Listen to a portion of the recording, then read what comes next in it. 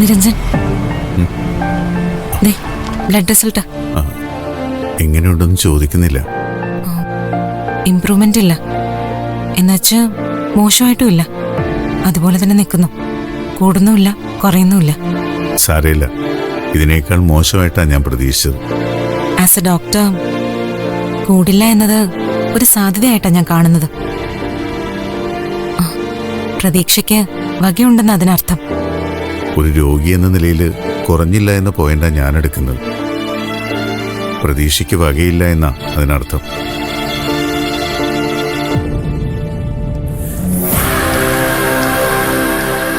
മുഴുവൻ സമയവും ഇവിടെ തന്നെ ആണോ നിരഞ്ജൻ? എന്റെ മാലിന്യ ഡോക്ടറെ, നിരഞ്ജന് ഈ ആശുപത്രി തന്നെ എന്തെങ്കിലും പണി വാങ്ങിച്ചു കൊടുത്തൂടെ? അപ്പൊ പിന്നെ എപ്പോഴും അടുത്തന്നെ കാണുമല്ലോ. ഒരുമിച്ച് വരാം, ഒരുമിച്ച് പോവാം. ഞാൻ എവിടെയെങ്കിലും പ്രാക്ടീസ് ചെയ്താ നിങ്ങളത് കളയില്ലേ? അയ്യോ, അത് അന്നല്ലേ. ഇപ്പൊ ഒന്ന് ശ്രമിച്ചു നോക്ക്, ഞാൻ ഇടപെടത്തേയില്ല. നിങ്ങൾ രണ്ടും എപ്പോഴും ഒന്നിച്ചു നിൽക്കുന്ന കാണാനാ എനിക്കിഷ്ടം. പിന്നെ പറയുന്നത് കൊണ്ട് തെറ്റിദ്ധരിക്കൊന്നും ചെയ്യരുത്. അക്ഷരേക്കാളും നിരഞ്ജന് ചേരുന്നത് മാലിനി. നിങ്ങൾ തമ്മിൽ ആ ചേർച്ച. മറ്റേത് മോരും മുതിരയും പോലെയാ, ഒട്ടും ചേർച്ചയില്ല. നിങ്ങളുടെ അഭിപ്രായം ഇവിടെ ആരും ചോദിച്ചില്ല. ഞാൻ ആരുടെ കൂടെ ജീവിക്കണമെന്ന് ഞാനാ തീരുമാനിക്കുന്നത്. അങ്ങനൊരു തീരുമാനം ഒരിക്കൽ എടുത്തതുകൊണ്ടാ അക്ഷര എന്റെ ഭാര്യയായിട്ടിരിക്കുന്നത്. മാർക്കറ്റിൽ നിന്ന് സാധനങ്ങൾ മാറ്റി വാങ്ങുന്ന പോലെ ഭാര്യമാരെ മാറ്റുന്നവരുണ്ടായിരിക്കും. എന്നെ ആ കൂട്ടത്തിൽ പെടുത്തണ്ട. എനിക്കതിന് കഴിയേയില്ല. അയ്യോ, അതിന് എന്നോട് ദേഷ്യപ്പെടണ്ട. ഞാനൊരു തമാശ പറഞ്ഞതല്ലേ. ഇതൊക്കെ ഒരു സ്പോർട്സ്മാൻ സ്പിരിറ്റിൽ എടുക്കണ്ടേ? അങ്ങനെ എടുക്കാൻ പറ്റുന്ന തമാശയല്ല നിങ്ങൾ പറഞ്ഞത്. പിന്നെ അതീ കിടന്ന് ന്യായീകരിക്കാൻ നിൽക്കണ്ട. നിരഞ്ജൻ, വിട്ടുകള. എന്തിനാ ഇങ്ങനെയുള്ളവരോടൊക്കെ മറുപടി പറയാൻ പോകുന്നേ? നിലവാരമില്ലാത്തവരാ.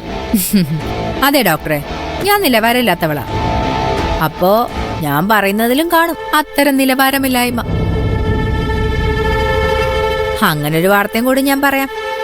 ദേവികയില്ലേ, അവളെ വിജിലൻസ് അറസ്റ്റ് ചെയ്തു. കൈക്കൂലി കേസാ. അവളുടെ ഗതി എന്താവോ എന്തോ.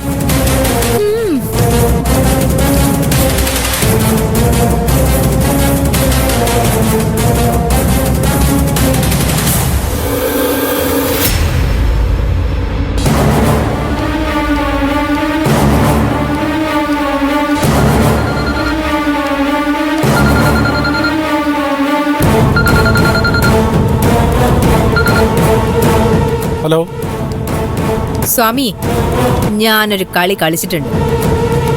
ദേവിക അകത്തായെന്ന് മാലിനിയോട് വച്ച് കാച്ചി. അവളത് വിശ്വസിച്ച മട്ട. കൂടെ മറ്റവനും ഉണ്ടായിരുന്നു, കാമുകൻ നിരഞ്ജൻ. അവരിപ്പോ ദേവികയുടെ വീട്ടിലെത്തി. അതിനൊന്നും ഇല്ലേ? താൻ അതിബുദ്ധിമാനാണല്ലോ. എന്താ എന്റെ മനസ്സിലെ പ്ലാൻ എന്ന് പറ. ഒരു പിടുത്തം കിട്ടണില്ലേ? എടോ സ്വാമി, ഈ സമയം ജയശങ്കറും കൂടി ദേവികയുടെ വീട്ടിലെത്തിന്ന് വിചാരിക്കാം. അവിടെ എന്ത് നടക്കും? കൊലപാതകം നടക്കില്ലേ? അതിന് സാർ അവിടെ പോവില്ലല്ലോ തങ്കച്ചി. അതിനാ തന്നെ വിളിച്ചത്. താൻ എങ്ങനെയെങ്കിലും ഉന്തിത്തള്ളി ജയശങ്കറിനെ ദേവികയുടെ വീട്ടിലെത്തിക്കണം. രണ്ടുപേരും ഒരേ സമയം അവിടെ എത്തിയാ നമുക്ക് നല്ലതാ സ്വാമി. പക്ഷെ സാറ് പോണ്ടേ? ദേവികയാണെങ്കിൽ വീട്ടിൽ വന്ന് ബഹളമൊക്കെ ഉണ്ടാക്കിയിട്ടാ പോയത്. അതിൻ്റെ ഒരു ക്ഷീണം സാറിനുണ്ട്. വീണ്ടും അവിടെ ചെന്നാൽ അതുപോലെ വല്ലതും സംഭവിക്കുമെന്നുള്ള പേടിയാണ് സാറിന്. അതുകൊണ്ട് പോവാനുള്ള സാധ്യത തീരല്ല.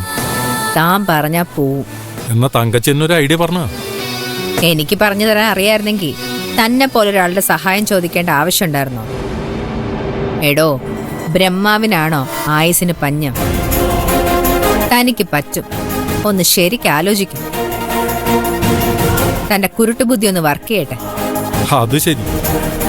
അപ്പൊ എന്നെ ഒരു കുരുട്ട് ബുദ്ധിക്കാരനായിട്ടാണല്ലേ തങ്കച്ചി കണ്ടിരിക്കുന്നത്? പിന്നല്ലാതെ. അല്ലെങ്കിൽ താനൊന്ന് ആലോചിച്ചു നോക്കിയേ, ഒരേ സമയം രണ്ടുപേരുടെയും പ്രിയപ്പെട്ടവനായിട്ടിരിക്കാൻ ചില്ലറ ബുദ്ധിയൊക്കെ മതിയോ?